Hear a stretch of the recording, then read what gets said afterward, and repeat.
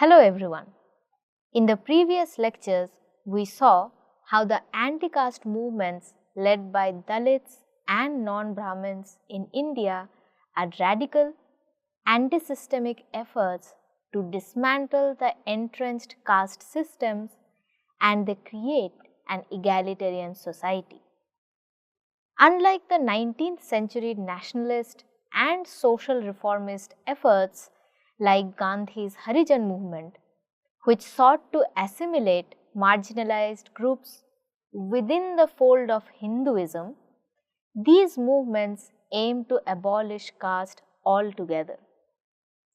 Scholars such as Gay Lombard and Braj Ranjan Mani see these movements as counter narratives to Brahminical ideology, which historically legitimized hierarchy and exploitation.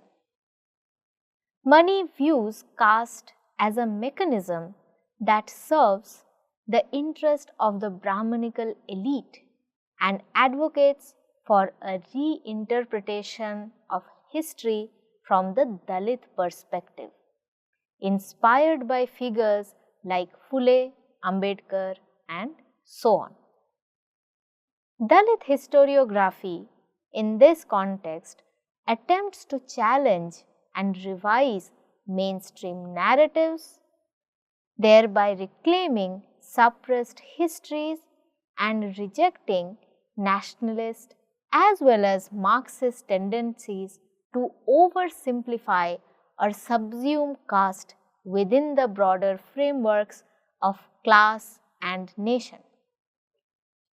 These anti-caste movements are not merely reactions to social and economic oppression alone.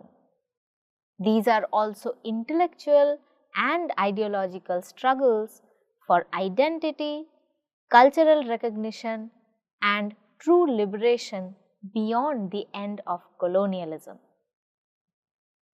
In this lecture, we will begin with one of the notable leaders of anti-caste movement, that is Jyotirao Phule.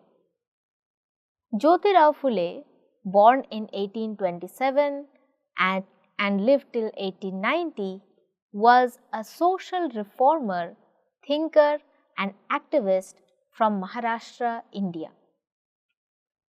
His work laid the foundation for anti-caste and social justice movements in the country, especially in the western part of the country.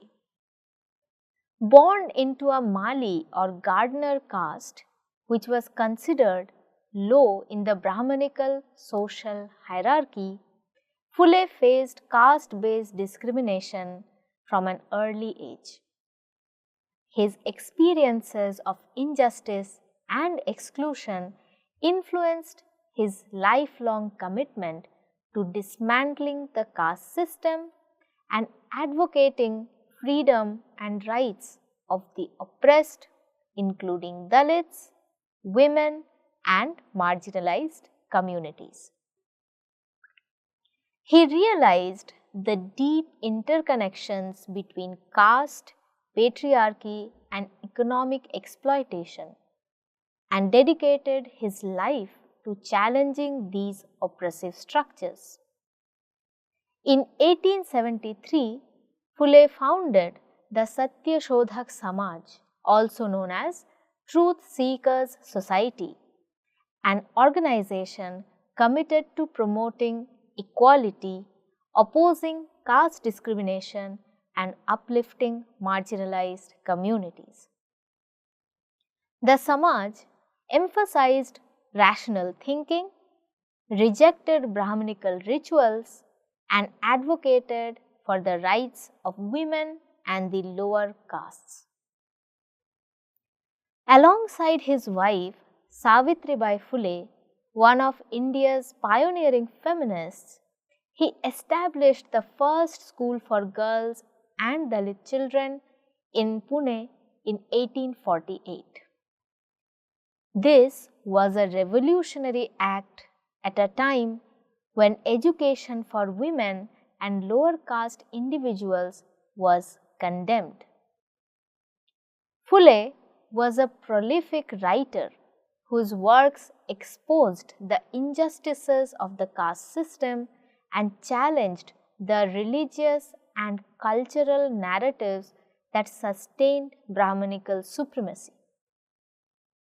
His notable publications include Gulamgiri or Slavery, published in 1873, where he compared the oppression of Shudras and Atishudras or lower castes to the enslavement of African people, drawing a parallel to global systems of exploitation. In Shetkaryacha Ashud or the whipcord of the cultivators, Phule critiqued the exploitation of farmers by landlords and Brahmins, highlighting the economic dimensions of caste oppression. His treatise Sarvajanik Satyadharma or the Universal Religion of Truth advocated for a rational, casteless society rooted in equality and justice. Phule also wrote extensively in pamphlets and essays critiquing contemporary religious practices like idol worship, blind rituals, and the authority of Brahmin priests.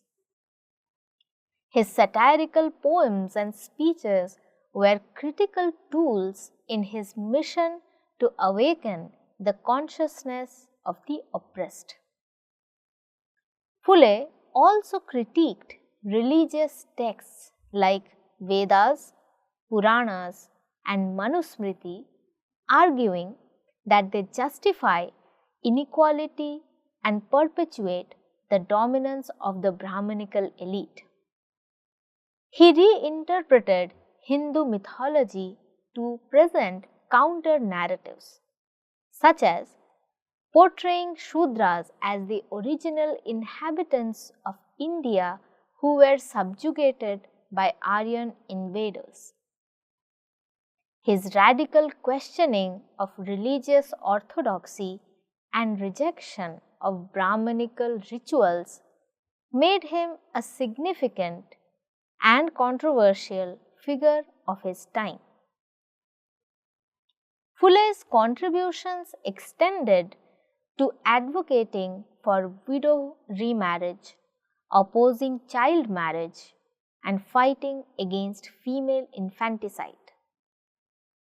His ideology holds significant influence in Dalit historiography, particularly his reinterpretation of Brahmanism as a system of power, dominance, and historical oppression.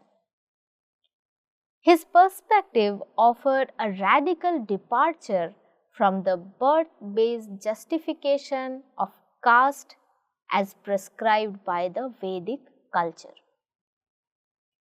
Phule proposed that the Brahmins were part of the Aryan race that invaded India, subjugating and enslaving the indigenous habitants. By suggesting that Brahmanism has a historical origin and not a birth-based one, Phule provided a powerful counter-narrative to the claim that caste was divine and eternal order. This perspective opened up the possibility that since caste system had a beginning, it could also have an end. G.P. Deshpande articulates Phule's critique clearly. I quote, "In his view, Hinduism as we know it originates in the Shrutis, the Vedas and the Smritis. He was convinced that these books were part of the Brahmanical attempt at creating texts which would rationalize and perpetuate their dominance. The Brahmanical position claimed the Chaturvarnya system or the division of society along the lines of the four Varnas to be God-given and eternal, and therefore unassailable. As such, Brahmin superiority had divine origins. Now, as I mentioned earlier, Phule's reinterpretation not only exposed the constructed nature of Brahminical dominance, but also empowered marginalized communities to question and resist this hegemony. Phule's idea of Sarvajanik Satya Dharma, translated as the true religion of the community, further embodied his vision of a rational, secular and egalitarian society.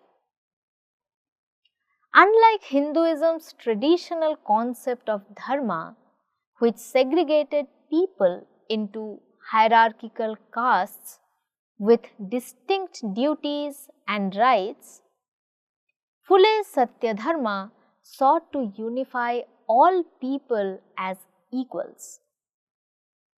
Gail Omvedt elaborates, stating that Phule's aim was to establish the moral basis of society on truth or rationality, and it had to be one that unified all men and women as equals rather than fragmenting and dividing them into separate social groups with separate responsibilities and rights.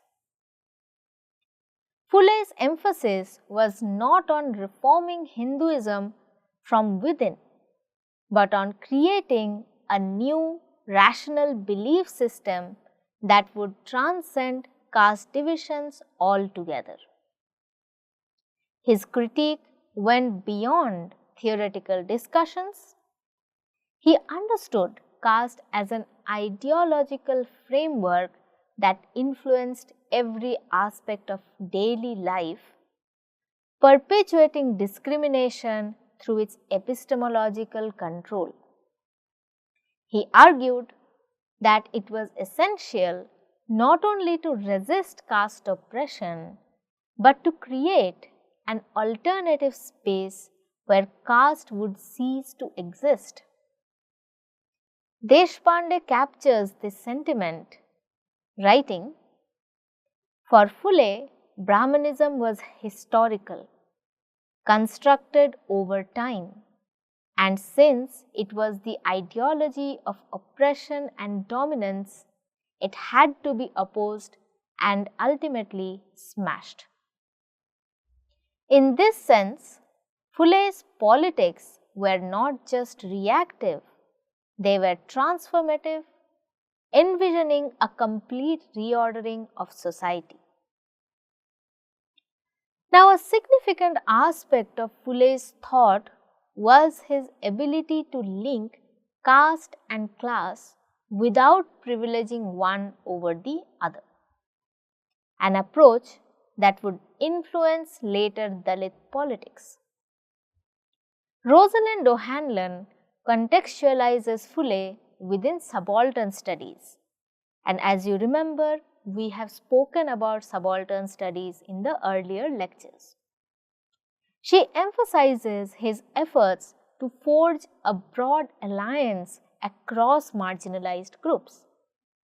She writes, I quote, "What distinguished Phule as a political activist and a social reformer was that he sought a broad alliance between Dalits, Kunbis, artisans and Maratha warrior farmers against what he saw as a Brahmanic hegemony stretching across culture, society and the state, which had its origins in the Peshwa period but had been reinforced by the coming of colonialism. Phule's depiction of the entire peasantry as Shudrati Shudra highlighted his understanding of caste oppression not merely as a social issue but as an economic one, rooted in the agrarian system. Ashok Chausalkar, as cited by Deshpande, notes that Phule demanded state intervention to improve the conditions of the peasants, recognizing the interconnectedness of caste-based and economic exploitation. Phule's labor theory also displayed an intersectional understanding of caste and class. He saw the exploitation of labor as intrinsically linked to caste, with the Brahminical order exploiting the productive majority. By framing the laboring classes, whether agricultural or artisanal, as victims of a Brahminical order, Phule brought a materialist critique to the caste system, underscoring the economic foundation of caste-based discrimination. His critique of Brahmanism extended to its epistemological dominance, the way it established itself as the ultimate source of knowledge and moral authority. According to Omved, upper caste social reformers from the 19th century activists like Ram Mohan Roy to Agarkar to Gandhi tried to argue for scriptural justification for a change in or even abolition of Jati and Varna systems, whereas social revolutionaries like Phule, Periyar and Ambedkar agreed with the conservatives that the Hindu scriptures necessarily implied observation of caste hierarchy and used this to denounce them as irrational and exploitative. So, in this case, what we see is a deep understanding of the scriptures by Phule, Ambedkar and Periyar, but which served a very different interpretation and a different purpose. Phule's rejection of Brahmanical scriptures was not merely a critique of religious texts, but a challenge to the entire ideological apparatus that legitimized caste as a divine law. Retrieving Phule's contributions in anti-caste history is therefore crucial not only for understanding an alternative strand of the 19th century political thought, but also for recognizing the intersectional approach he took toward oppression. His ideas laid the groundwork for later thinkers like Ambedkar, whose fight against caste discrimination was similarly grounded in rationality, equality, and rejection of Brahmanical dominance. Phule's critique of Brahmanism as a system of epistemological and material exploitation continues to inspire contemporary Dalit movements seeking not just reform but a radical reimagining of Indian society. Now, while talking about Phule, it is also important to note the contributions of Savitribai Phule. Savitribai Phule was a social reformer, poet and educator who played a crucial role in the fight against caste and gender discrimination in the 19th century India.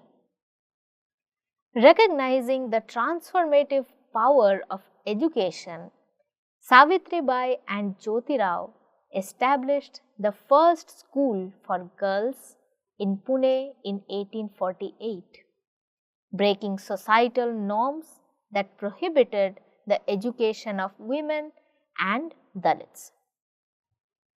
Facing immense hostility from the orthodox society, being pelted with stones and cow dung on her way to school, Savitribai persisted in her mission. She went on to open multiple schools for girls and Dalits. In addition to her role as an educator, she worked to address issues like child marriage, widowhood, and the practice of sati. She set up the Bal Hatya Pratibandha Griha, a shelter home for widows and victims of sexual exploitation, and encouraged widows to remarry, defying the rigid patriarchal norms of the time.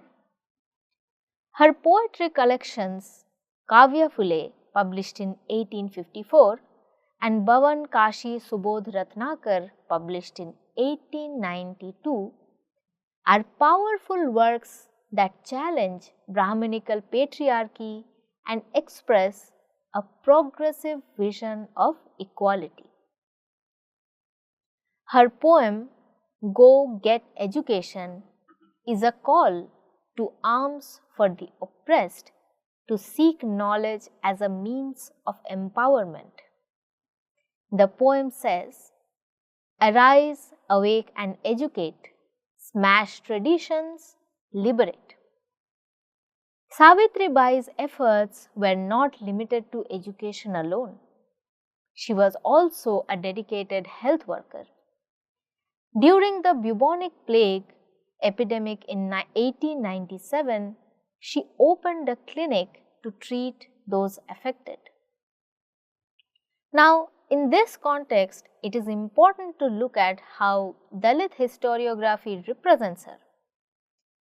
Dalit historiography hails Savitribai as the icon of wifehood and motherhood who overcame all obstacles in supporting her husband's vision and gave her life in helping the lower castes and poor with motherly affection. Noted biographer of Jyotiba Phule, that is Dhananjay Keer, writes, I quote, "As he could not get a teacher to help him, he took the help of his wife, whom he had taught at home. A wave of uncontrollable excitement and anger swept over Pune.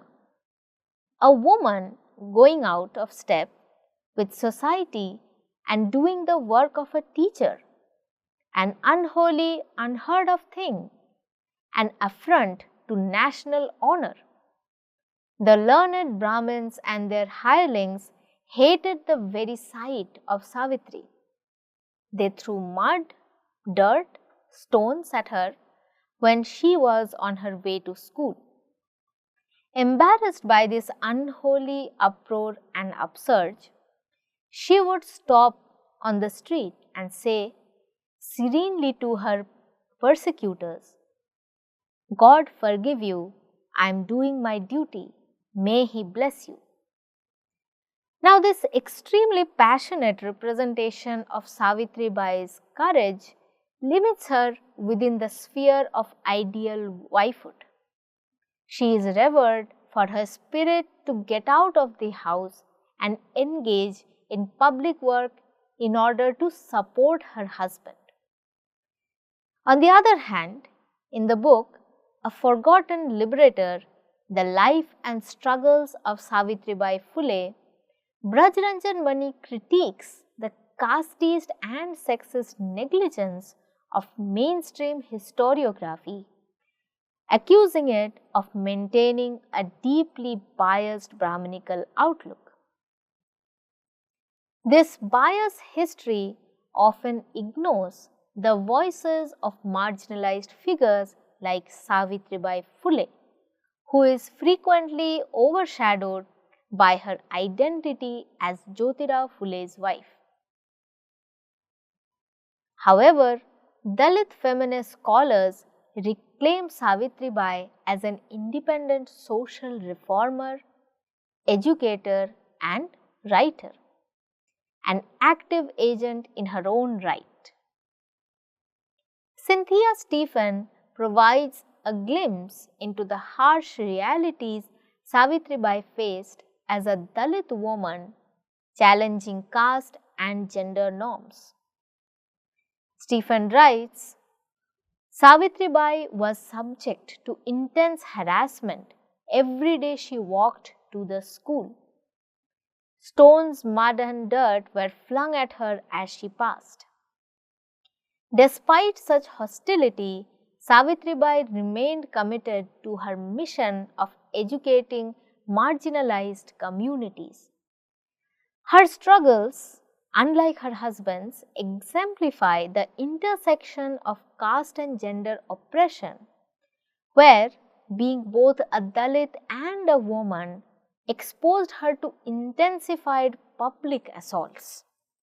And herein lies the intersectional angle of how caste and gender specifically oppresses Dalit women, which is different from the way in which it views upper caste women and Dalit men. Now, in this context, Savitribai's letters have become crucial in understanding her perspective on knowledge, power, and liberation. In a letter to her husband dated October 10, 1856, she insightfully wrote, I quote, "The lack of learning is nothing but gross bestiality. It was the possession of knowledge that gave the Brahmins their superior status.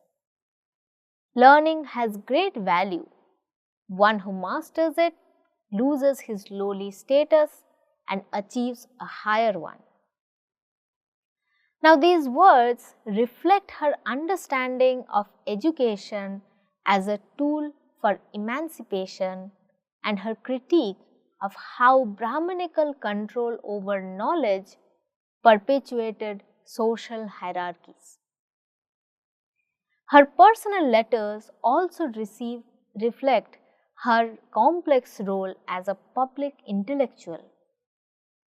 In one of her letters to Jyotirao, she criticized her brother for discouraging her from social work, arguing that her identity as a woman does not limit her capabilities. These letters not only reflect the personal and connect it with the political, but also establish her as a creator of knowledge, challenging the narrative that reduces her to a mere supporter of Jyotirao's work. This reclamation of Savitribai by Dalit feminist scholars emphasizes her significance as a thinker who articulated the right to education, the right to choose one's partner, and the need for women to assert their agency. Her identity as a Dalit woman made her a target of public hostility, yet it also fueled her resolve to fight against oppression. Recognizing Savitribai as a teacher and a speaker who resisted patriarchal and caste-based oppression repositions her from the margins of history to a central figure in the struggle for social justice. Now, let us summarize today's lecture. Today, we talked about the lives and contributions of Jyotirao and Savitribai Phule, highlighting their significant role in challenging caste oppression as well as gender oppression in the 19th century India. Jyotirao Phule is portrayed as a pioneering social reformer whose anti-caste ideology laid the groundwork for later Dalit movements to follow. His critique of Brahmanism and reinterpretation of religious texts exposed the constructed nature of caste as a tool of dominance, while his organization, the Satya Shodhak Samaj, promoted equality and rational thinking. Alongside him, Savitribai Phule emerges as a crucial yet often overlooked figure. Despite severe harassment, she championed education for girls and Dalits, critiqued the Brahminical control over knowledge, and advocated for women's rights through her writing. Dalit feminist scholars have reclaimed her as an independent thinker, challenging narratives that reduce her to a mere supportive wife. Her personal letters reveal her sharp intellect and commitment to social justice, positioning her as a creator of knowledge. This lecture emphasizes that the Phule's efforts were not just reformist but sought to dismantle the systemic foundations of caste and gender-based discrimination. In the next class, we will learn about Dr. B. R. Ambedkar. Thank you.